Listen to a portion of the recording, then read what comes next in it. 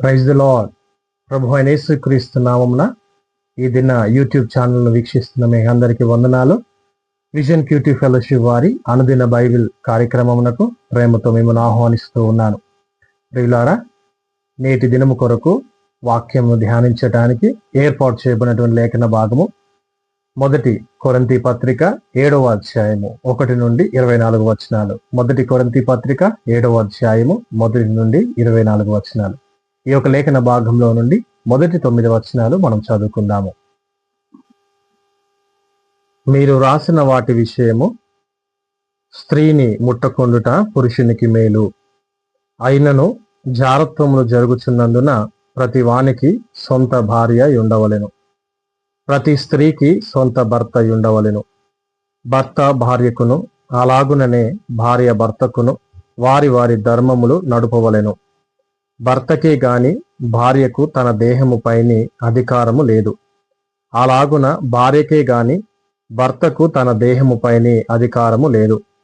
ప్రార్థన చేయుటకు మీకు సావకాశము కలుగునట్లు కొంతకాలము వరకు ఉభయుల సమ్మతి చొప్పుననే తప్ప ఒకరినొకరు ఎడబాయకుడి. మీరు మనస్సు నిలుపు లేకపోయినప్పుడు సాతాను మిమ్మును శోధింపకుండునట్లు తిరిగి కలుసుకొనుడి. ఇది నా హితోపదేశమే గాని ఆజ్ఞ కాదు. మనుషులందరూ నా వలె ఉండగోరుచున్నాను. అయినను ఒకడొక విధమునను మరియొకడు మరియొక విధమునను ప్రతి మనుష్యుడు తనకున్న కృపావరమును దేవుని వలన పొంది ఉన్నాడు. నా వలె నుండుట వారికి మేలని పెండ్లి కాని వారితోనూ విధవరాండ్రతోనూ చెప్పుచున్నాను. అయితే మనస్సు నిలుపలేని ఎడల పెండ్లి చేసుకొనవచ్చును. కామతప్తులగుట కంటే పెండ్లి చేసుకొనుట మేలు. దేవుడు ఈ వాక్యాన్ని మన వినికిడిలో దీవించునుగాక.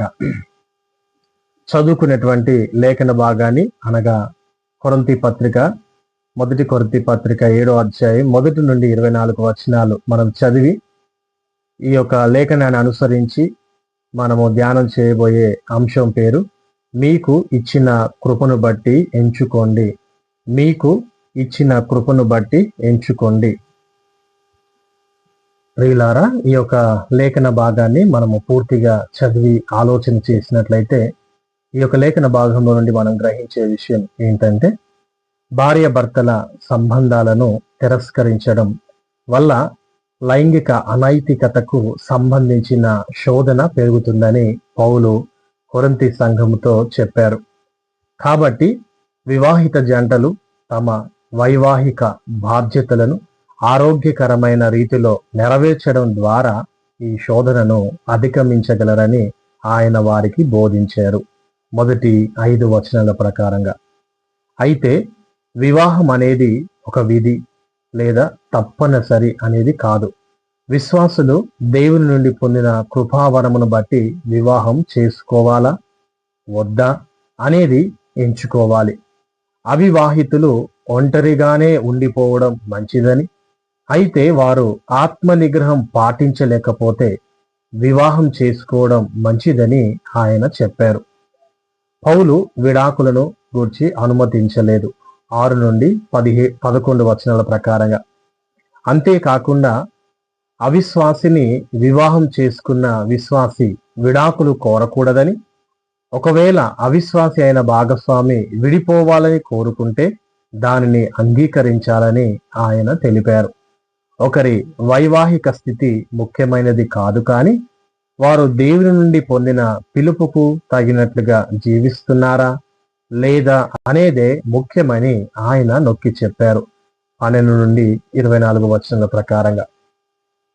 ఈ యొక్క లేఖన భాగంలో నుండి దేవుడు మనకు నేర్పించే పాఠము ఏంటి అని ఆలోచన చేస్తే 1 నుండి 24 వచనాలను ఆధారం చేసుకుని ఆలోచన చేస్తే, దేవుని నుండి తాము పొందిన పిలుపుకు తగినట్లుగా జీవించే క్రైస్తవులకు వైవాహిక స్థితి, జాతి మరియు సామాజిక హోదా వంటి విషయాలు సమస్య కావు. సమాజం యొక్క డిమాండ్ల వలన మనం ఒత్తిడికి లోనవలసిన అవసరము లేదు.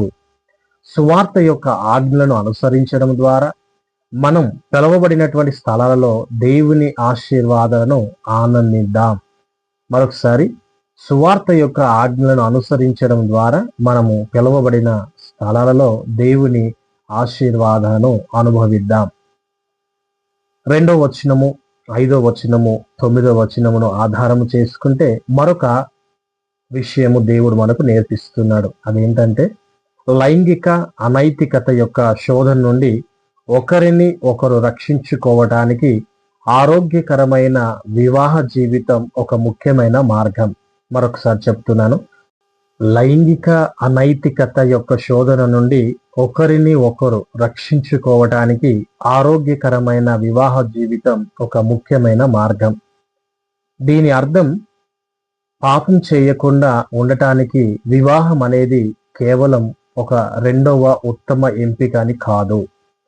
వివాహ జీవితంలోని ఆనందం లైంగిక అనైతికత వల్ల కలిగే ఆనందం కంటే చాలా గొప్పదని దీని అర్థం.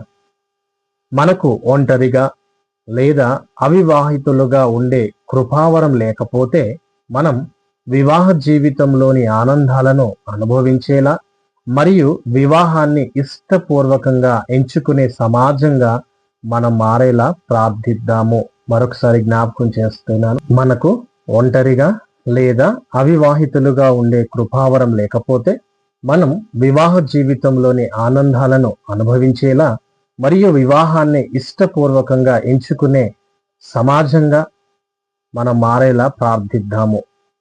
ప్రియులారా, మనము, మన కుటుంబాలు, అదేవిధంగా సంఘాలు యేసుక్రీస్తు చెప్పినటువంటి బోధలో నుండి వివాహానికి సంబంధించిన విషయాలు సరిగ్గా అర్థం చేసుకుంటూ సరైనటువంటి రీతిలో ఈ లోకానికి సాక్ష్యంగా బ్రతికేలా ఉండేలా మనము ప్రార్థన చేసుకుందాం. మనమందరము తల్లు వంచినట్లయితే ప్రార్థన చేసుకుందాం.